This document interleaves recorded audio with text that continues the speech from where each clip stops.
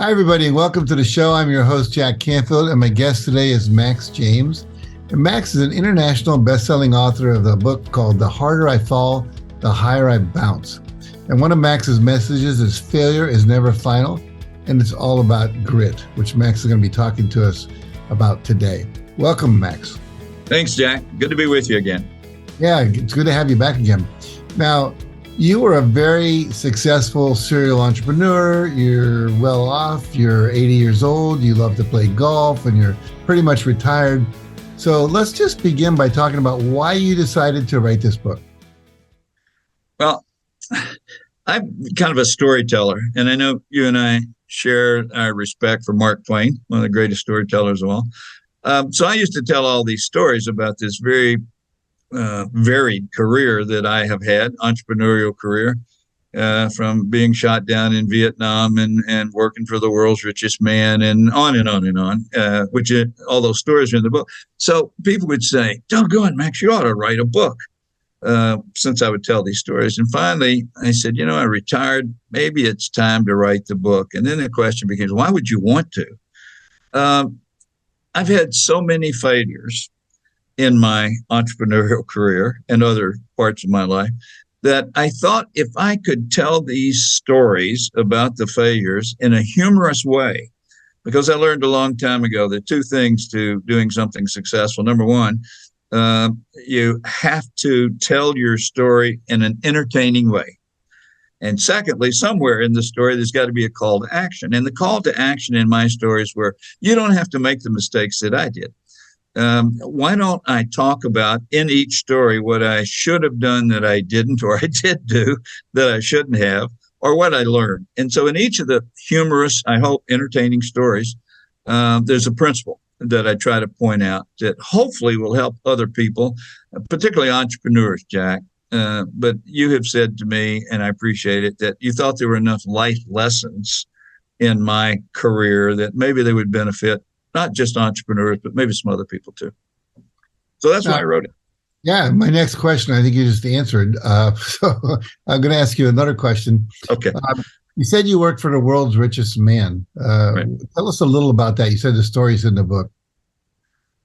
Yeah. There was a time of the Arab oil embargo when we all took our cars to the service stations at 3:00 in the morning and got in line so we could get gasoline. Mm-hmm. There was a gentleman from the Middle East who wanted to be basically a merchant prince.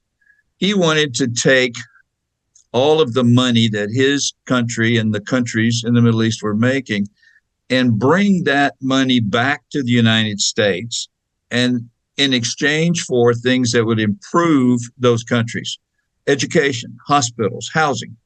And so I bought into that idea, and I managed basically the acquisition and management of all of his real estate. That was my specialty when I came out of graduate school at Stanford.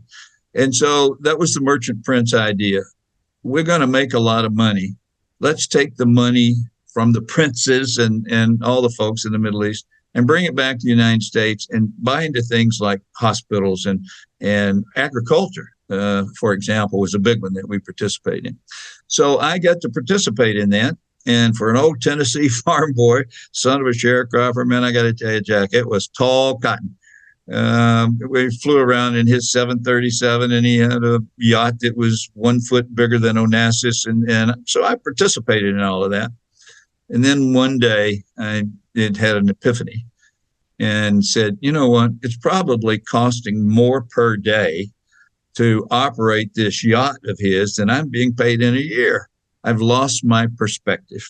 Mm-hmm. So I quit, I resigned, went home and started an entrepreneurial career. Good for you. Good for you.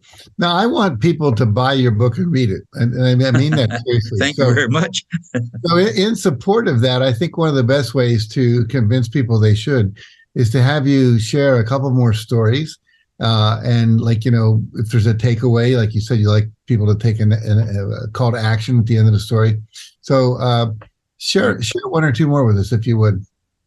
Yeah, one that really impressed me was a young man read the book, and he read that at a certain point in time, I felt like I needed to make a major change. He had built a small company successfully. And he said, I can't wait until it's too late, based on Max's stories of failures, to bounce back. And so he and his wife sold his little company, moved to Thailand for 3 or 4 months, and then took turns around the world. And on that trip around the world with my book in his briefcase, he started another company. A company based out of the Philippines. And already it is hugely successful. And I've gotten some really nice letters from him. He's enjoyed, number one, world travel, and secondly, all the different cultures that he's become involved in. But it's a virtual assistant company, and he's doing extremely well and doing some great things, by the way, for the people that he has employed. But it isn't always financial rewards that we get when we have some successes. There was a story in the book about my dad passing away, and I had the opportunity to get back to the hospital before he passed and was able to hold his hand while he passed. And that's in the book, expanded. I'm trying to shorten it here. A lady who's in the top 50 financial experts managing billions of dollars read the book, and she got that call that we all dread. Her dad was in the hospital and wasn't going to last very long. And she got there in time. And on the way, she remembered what it meant to me when I said to Dad, look, you've had a great life. If you want to go, if you're ready to go, it's okay. We're okay here, Dad. You can go ahead and go. She had that same conversation with her dad. She held his hand and got a picture with him smiling, by the way, which is wonderful. Right before, and held his hand until he passed. And then she wrote me a really nice letter thanking me for that story. Listen, Jack, I would have written the book for that reaction alone if I had anticipated it. So I've really enjoyed people buying the book to pass on to their executives or to their children. But those two stories are kind of representative of some of the real rewards I've received from writing the book. Mm-hmm. So in your book, you have stories of entrepreneurs, you and other people. You have stories about athletes. You have stories about family. At least tell us one more story from your book. Okay. My dad was one of the greatest mentors in the world. And this is the story that I hear back from readers that they have enjoyed, maybe as much as any other stories. But it was a lesson that I learned, Jack, if that's okay to talk about. Sure. My dad was a horseman. We lived on a small farm in West Tennessee, and he bought a new horse for me. And so one day, Saturday morning, I saddled up and I headed up to my cousin's to swap comic books, as we did back in those days. And I couldn't get this doggone horse to cross this old rickety bridge on this gravel road. And I tried everything. Nothing worked.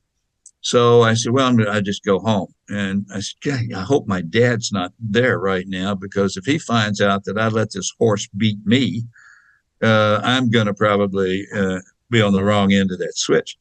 So sure enough, I rode into the front yard, and there he was. And he said, what happened? I thought you were going up to your cousin's. Now I got a choice, right? I can tell the truth or I can lie. So I chose to lie. I said, well, Dad, maybe they didn't have any new comic books. Maybe they didn't get to go to the grocery store and pay a nickel for a comic book. And he said, looked straight me in the eye, and he said, you didn't go, did you? No, I got caught. No, sir, I didn't. He said, okay, what happened? Couldn't you get the horse to cross that bridge? I said, I tried everything, Dad. It got a little dangerous. And so suddenly, like one of the old cowboys, he just grabbed me by the waist and swung up behind me on the horse, kicked that horse in the withers with his plow shoes, and off we went down the gravel road going 90 miles an hour. We get to the bridge and the horse stops. And Dad said, okay, try walking him across. I wouldn't walk. Dad said, get off the horse. So I got off the horse, and Dad tried it, and the horse wouldn't go across the bridge. So he said, son, see that branch over there, that dead branch? Pick it up and give it to me. Now, I didn't know if he's going to use a branch on me or the horse, but in any event, he hit that horse right between the ears, and the horse stumbled right across the bridge, turned him around, and came right back over. And Dad got off the horse and he said, "Get on the horse." So I got on the horse and I thought, "Oh my God, please, horse, cross that bridge.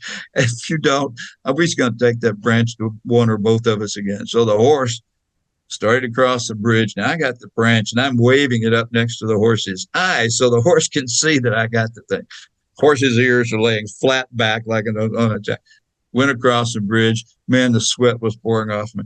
Came back across the bridge. Dad didn't say a word. He just swung up on the horse, rode it back behind me to the front yard, and he said, "I expect you'll be going up to your cousin's house now, won't you?" "Yes, sir. I'm on my way." Now I'm headed back, and I'm thinking, "Horse, you got to cross that bridge. We're not going home. We may have to swim across the creek, or we may have to go." And anyway, so the whole point of the story was sometimes you're going to meet a tremendous amount of resistance to getting the job done. Now, I hope you don't always have to use physical force on the people you're negotiating with. But the point is, you just got to have grit. You just got to bear down and get the job done. You can't. Failure is never final. Okay. Success is everlasting. So you just got to do it. Just jump in the creek or cross the bridge or whatever you got to do. That's one of the funniest stories in the book, I think. Really one of the great stories. Yeah. It's a great lesson. I'm literally seeing that as a movie, like, the whole thing right there. It's so cool. Just a couple of final questions. Sure. You've got a lot of response to your book. You talked about the person that went to Thailand and Philippines and so forth. Have you gotten a response to your book that you didn't expect to get? Yeah, I think so. I didn't expect kids whose parents gave them the book, because I didn't really know to send it out to kids. Let's say young teenagers that have written back to me in one form or another and said, "Thank you. I've learned it. I keep it in my room next to my desk. I read quotes from it from time to time when things happen to me at school or in my social life. There are just lessons in there that I'm not going to forget, Mr. James. And so appreciate you writing the book. I've already given it to my brother or to my sister or whatever. And in fact, the people here at this event I'm attending, we had one that is quite an entrepreneur in the waste management field. And he had some really nice things to say that he had learned from the book. I didn't expect that. I really, really didn't. I just thought it was going to be all entrepreneurs that would respond with, thanks for the tips. Not true. It's great. It's always fulfilling to help young people. I know that from my own experience. So sure. Where can people get your book, Max? The easiest, I think, is Amazon. I have a website, and you can buy the book there. There's a newsletter on the website, but Amazon's probably the easiest, Jack. Yep. What's your website? The website is maxjamesauthor.com. Okay. maxjamesauthor.com. Perfect. Well, thanks so much for joining us. I know they're waiting for you as you're recording this. You're at a wedding in Mexico. Thanks for taking the time out to do this. And I really encourage everyone to get your book. It's just a great read. And as you've said, there's a lot of life lessons in there, a lot of entertaining stories, a lot of meaningful, I might even call them challenges, as you read them, saying, okay, I need to step up here. So glad you wrote it. I'm glad you're about to go have some fun. And thanks for taking the time to be with us. But one last thing, Jack, if people don't want to buy the book, I think that's fantastic. But I would encourage people to go on Amazon and read the endorsements. And if any of those appeal to you, then buy the book. Because I have said many times, I'm actually prouder of the endorsements than I am the book. There are people that I didn't expect that would care so fondly for the book, whether it's the Chief of Staff of the Air Force or Vice Chairman of General Motors or Jane Seymour or a football player, Steve Young. And so you don't need to buy the book unless those endorsements convince you to do so. Thank you, Jack, and thank you for all your success and for all your time. You've meant a lot to a lot of us. Thank you. You're very welcome. And thanks to all of you today who tuned in to join us as well. And appreciate your eyeballs and your ears. And, I'm here to bring you guests that will inspire you and empower you and allow you to live a life of meaning and purpose and joy and fulfillment and abundance and prosperity and achievement and impact and all that good stuff. So make sure you tune in again next week, and we'll see who will be there to help you take your life to the next level. All right. Thanks for tuning in. Take care, everybody.